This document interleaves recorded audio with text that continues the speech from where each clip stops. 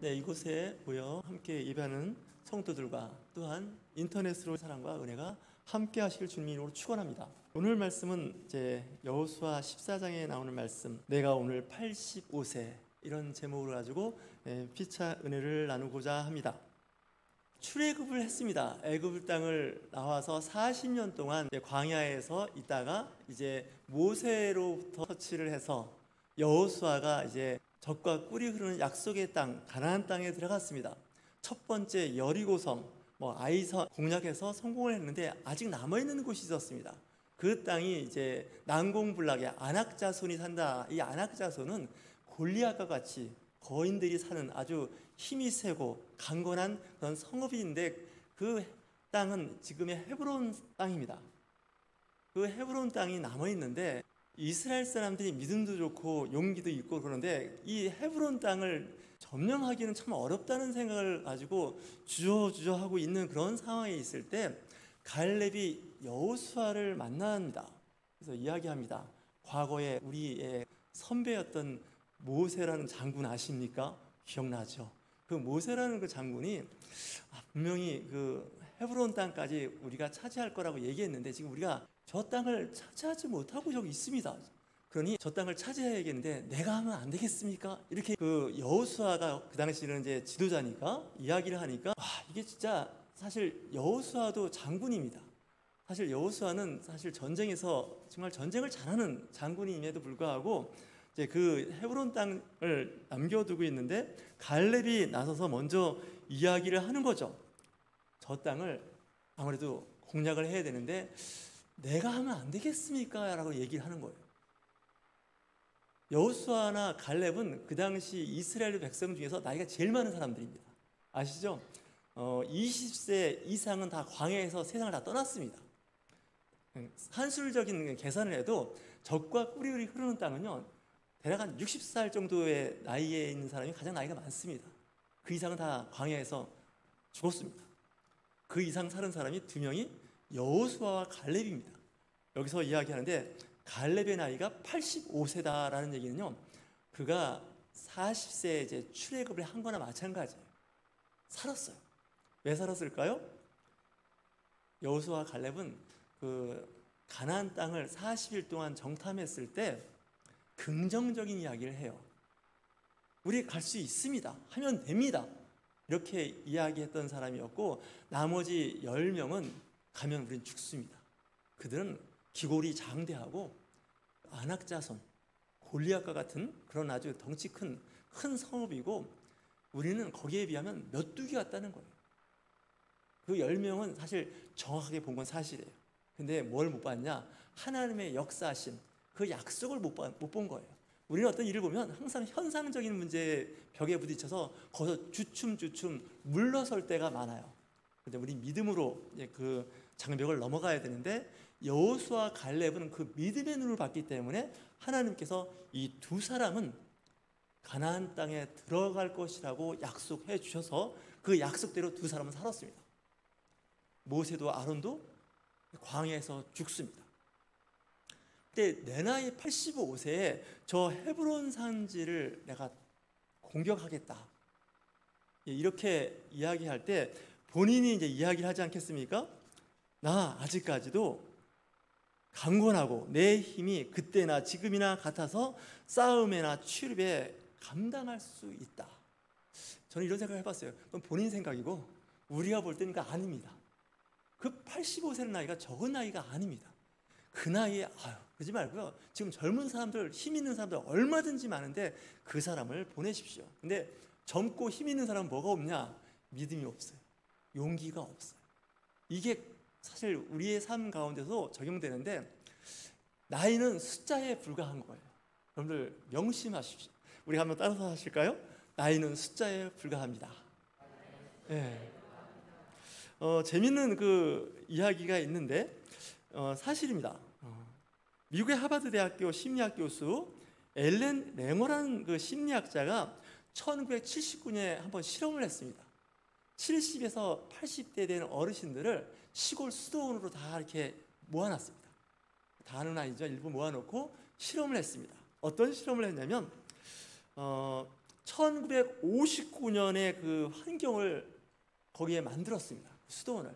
그러니까 79년이니까 20년 전에 그 환경을 다 만들어서 그 당시 라디오에서 나오는 뉴스라든가 드라마, TV에 나오는 드라마, 그리고 1959년에서 축구 경기 이런 것을 늘 보여주고 그들에게 생활을 하도록 했고, 그 어르신들에게 일체 누가 도와주지 않도록 본인이 다 하도록 그렇게 했는데 재밌는 결과가 나왔습니다.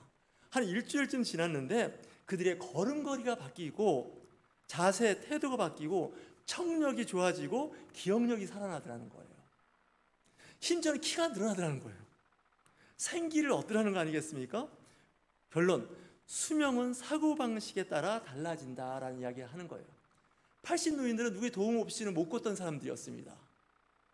그리고 누군가 항상 옆에서 하던 일을 도와줬는데 1959년 그 시대로 갔으니 나이가 50, 60대 아니겠습니까? 그때는 내가 하던 일들이 있잖아요. 그런데 그 일을 하는 거예요. 손수, 가방도 들고 음식도 만들고 설거지도 다 하는 거예요. 그랬더니 그들의 그 삶이 바뀌더라는 거예요. 생기를 얻고 청력도 미각도 시력도 살아나더라는 거예요. 그래서 그분이 뭐라고 얘기했냐면 노화는 착각이다 이거죠. 내 나이가 85세, 내가 90세 이렇게 생각하지 말라는 겁니다. 그러면서 이런 얘기를 하는 겁니다. 우리의 인생은 내가 어떻게 생각하느냐에 따라 달라지는데, 한 심리학자가 연구 대상으로 650명을 대상으로 연구했는데 그 650년을 계속 추적조사해서 20년 동안 연구를 했는데 긍정적인 생각을 하는 사람과 부정적인 생각을 하는 사람들이 있습니다. 매사에 부정적으로 말하는 사람이 있죠. 그거 하면 안 돼. 나도 해봤는데 그거 안 됐거든. 그 나이에 그거 하는 게 아니잖아. 그거 쉽지 않아. 성공한 사람보다는 실패한 사람이 더 많아. 이런 얘기를 우리는 종종 들어요. 사실 이 말도 맞는 얘기긴 해요. 자기 보호적이고 방어하고 그 사람을 아끼는 말에서 하는 말이에요. 왜냐하면 실패하면 정말 더 나빠진 상태로 되니까. 근데 또 한 그룹은 긍정적으로 생각하는 사람들이 있다는 거예요. 나는 못했지만 너는 할 수 있으니까 한번 해봐. 나는 여기까지밖에 못했지만 너는 그 이후로 한번 계속 해볼 수 있을 거야. 너는 시간이 있고 젊음이 있어. 이렇게 이야기하는 사람들이 있어요. 그랬는데 20년 후를 봤더니 부정적인 말과 그런 태도를 보인 사람보다 긍정적인 생각과 어떤 희망을 이야기하는 사람들이 평균 7.5세 더 살더라는 거예요.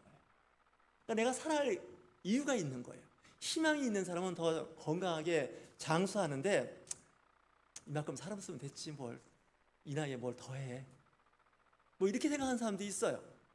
그러지 말고 긍정적인 생각, 적극적인 생각, 열정을 갖고 살라고 이야기하고 있습니다. 여러분들도 다 그 인정하는 부분들입니다. 빌립보서 3장 11절에 사도 바울은 그 교회의 편지를 이렇게 씁니다.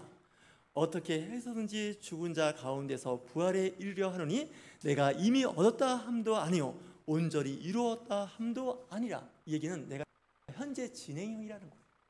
내가 사역자로서의 그 감당할 일을 쉬지 않고 달려가고 있다고 이야기하면서 오직 내가 그리스도 예수께 잡힌 바 된 그것을 잡으려고 달려가노라 하면서 사도 바울은 나는 지금 달려가고 있다는 거예요. 뛰어가고 있다는 거예요. 어기적 천천히 걸어가는 것이 아니라 그 표대를 향하여 달려가고 있다고 이야기하면서 형제들아 나는 아직 내가 잡은 줄로 여기지 아니하고 오직 한 일 즉 뒤에 있는 것은 잊어버리고 앞에 있는 것을 잡으려고 표대를 향하여 라고 되어 있습니다. 과거는 잊어버리십시오. 안 좋았던 추억 자꾸 기억하지 마십시오. 이상하게 사람들은요, 그 과거에 안 좋았던 추억이 자꾸 생각나면서 내가 앞으로 나가려고 하는 그 발목을 자꾸 잡는 경우가 있어요.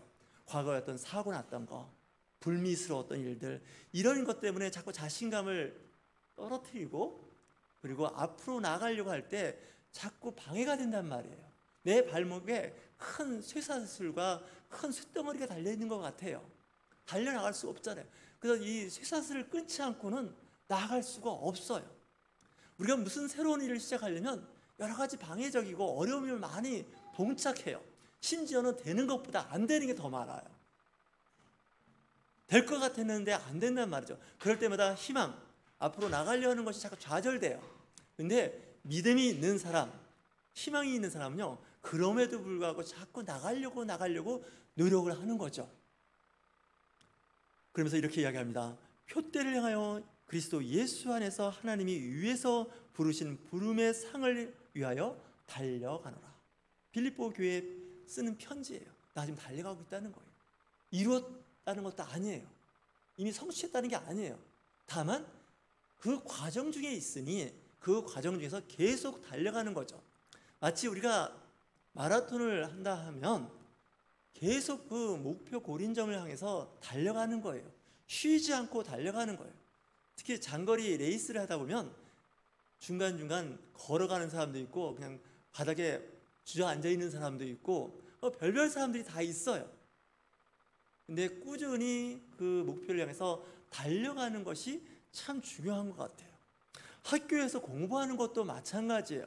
공부도 항상 현재 진행형이에요. 졸업은 곧 새로운 시작이에요. 공부는 평생 하는 거예요.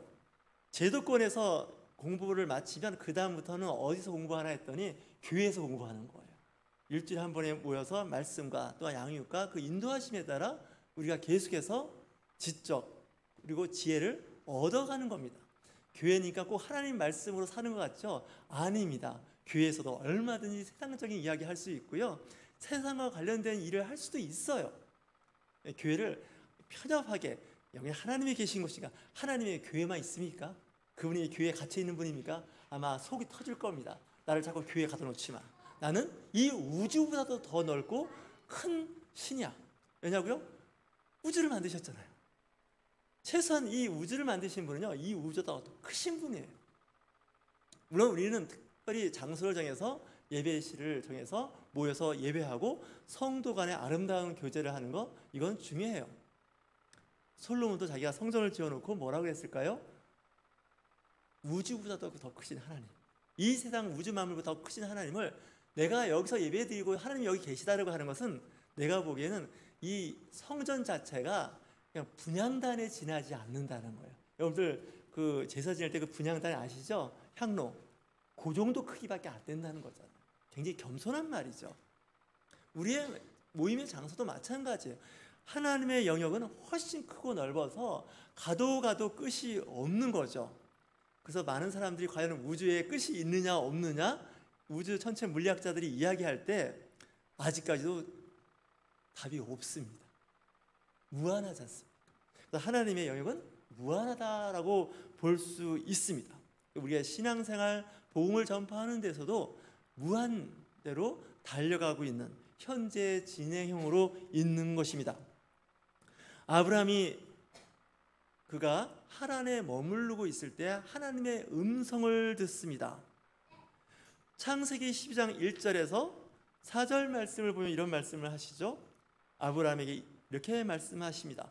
너는 너의 고향과 친척과 아버지의 집을 떠나 내가 내게 보여줄 땅으로 가라 라고 말씀하시는 거예요. 우리가 교회를 옮기면서 사실 여기 있으면 굉장히 편안하고 쉽게 살 수 있는 길이기도 해요. 또 새로운 곳으로 옮긴다는 건 새로운 도전이고요, 물은 고여 있으면 썩는다라는 생각도 종종 해봐요. 성을 쌓고 그 안에 안주하면 처음에는 좋은데 점점 상태가 안 좋아질 수 있어요. 우리의 영적 상태도 마찬가지고요, 우리가 새로운 시도하는 것도 마찬가지예요. 자꾸 새로운 일을 시도하고 새로운 일을 하려고 하는 사람은 늙지 않습니다. 생각이 늙지가 않아요. 그리고 뭔가 하려고 하는 사람은 눈빛부터가 반짝반짝 빛나기 시작한다는 것이죠. 미래를 꿈꾸고 미래에 대해서 이야기하는 사람하고 교제하시기 바랍니다. 물론 긍정적인 사람이에요. 지금 우리가 이제 걱정하고 있는 것이 흰남노라고 하는 태풍이 올라오고 있다는 거, 우리는 예보를 통해서 알 수 있습니다. 상당히 좀 어려운 일을 당하고 있는 거죠. 코로나19로 인해서 전 세계가 정말 굉장히 힘들고 있는데 또 이 태풍을 통해서 피해를 예상한다면 끔찍한 일이에요. 하지만 우리는 두려워하지 않습니다. 분명히 피해가 있고 어려움이 있을 거라고 생각은 하지만 그 가운데 하나님의 역사하심을 또 바라보는 거예요. 새로운 판을 짜고요, 새롭게 시작되는 것을 알 수가 있을 겁니다. 전 시골에서 자랄 때 그 동네에 그 소방서가 있었어요. 그리고 소방서 소장님이 계셨어요. 근데 좀 이상한 거는 그 소방서 소장님 집이 불이 났어요. 너무 이상하죠. 소방서 소장님 집이 불이 났어요. 다 타버렸어요. 그리고 나서 시간이 좀 지났는데요, 그 집이 새롭게 잘 지어진 거예요. 아마 그 집 불이 안 났으면 그 집 그렇게 살았을 거예요. 어쨌거나 불이 나고 나니까 그 건물이 새롭게 잘 올라가는 거예요. 그러니까 태풍과 같은 그런 어떤 자연재해가 우리의 삶을 피폐하게 만들어요. 때로는 인명사고도 나요. 재산상에 엄청난 피해를 입혀요. 하지만 그런 가운데 다시 용기를 얻고 다시 일어서는 사람들이 있습니다. 우리는 그걸 탄성개수라고 그러는데 복원력이에요. 이 복원력이 있는 사람은 희망이 있는 사람이고요, 거기서 널브러져서 포기하는 사람은 복원력도 없고 희망을 이야기할 수 없습니다. 지금 하나님의 음성을 들었는데 아브라함은 끔찍했어요. 이미 하나님에서 자리 잡고 잘 사는 75세 할아버지한테 뭐라고 말씀하시냐고요? 내 고향과 친척과 아버지 집을 떠나라는 거예요. 이 나이에요? 아유, 하나님 지금 사람을 잘못 선택하신 것 같습니다. 하나님께서도 연세가 많으시더니 이거 잘못 알고 계신 거 아닙니까? 제가 보기엔요, 이 우주 만물에서 가장 연세가 많으신 분이 하나님이에요. 최고령자예요. 이거 잘못되신 거 아닙니까? 이렇게 얘기할 수 있지 않겠습니까? 그러면서 내가 내게 보여줄 땅으로 가라. 내가 너로 큰 민족을 이루고 내게 복을 주어 내 이름을 창대하게 하리니. 가나안 땅을 하나님 땅에서 몰랐을까요? 아브라함이? 다 듣고 있습니다. 멀지 않은 곳의 땅입니다. 그곳을 주겠다는 거예요. 근데 아브라함도 끔찍하지 않겠습니까? 그 땅이 비어있는 진공 상태의 땅이 아닙니다. 이미 거기에 사람들이 살고 있습니다. 그 땅에 이미 벌써 터를 잡고 있는 터줏대감 같은 사람들이 있어요. 그 땅을 주시겠다고요? 내 나이 75세에 거기서 큰 민족을 이룬다고요? 큰 민족 이루기 전에 그쪽 민족들하고 싸워야 됩니다. 어떤 굴이 커지면요, 그 주변 사람들하고 이게 갈등이 생깁니다. 압력으로 이렇게 가하게 되지 않겠습니까? 근데 하나님께서 그렇게 말씀을 하시는 거예요. 내 이름을 창대하게 하겠다는 거죠. 너는 복의 근원이 된다는 거죠. 너를 축복하는 자에게는 내가 복을 내리고 너를 저주하는 자에게는 내가 저주하리니 땅의 모든 족속이 너로 말미암아 복을 얻을 것이라 하신지라 라고 말씀을 하시는 거예요. 하나님은 말씀하실 때마다 참 현실 감각이 없게 말씀하세요. 이렇게 현실 감각 없이 말하시면 어떡합니까? 일단 내 나이가 75세, 민족을 이룬다고 하는 건 난 상상이 안 돼. 왜? 나는 아직도 아들, 딸이 없어요. 이미 아이를 낳을 수 있는 나이가 이미 지났어요. 내 아내를 보면 도저히 애 낳을 사람이 아니에요.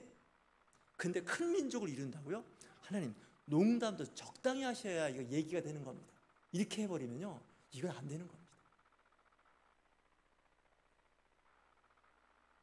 이름을 창대케 하고 큰 민족을 이룬다고요?